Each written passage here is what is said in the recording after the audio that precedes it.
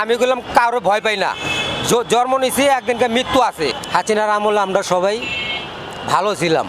বর্তমানে আমি মানে ভোট কেন্দ্রে যাব না, কারণ আমার যে নেত্রী হাসিনা ম্যাডাম তারে বাদ দিয়ে নির্বাচন করা হইতাছে, সেটা মোটেও মানে গ্রহণযোগ্য না।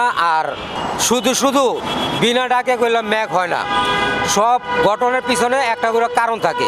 এখন আপনি কি আমার শুধু মারবেন? আমার প্রশ্ন হইল ভাই এইখানে, আপনি আমার ভালো বলেন আর খারাপ বলেন, স্বাধীন দেশে স্বাধীনভাবে আমি কথা বলতাছি, আমি বললাম কারো ভয় পাই না, জন্ম নিছি একদিনকে মৃত্যু আছে। আপনি কি আমার এই মুহূর্তে আমি যদি অন্যায় না করি শুধু আপনি আমাকে মারবেন না।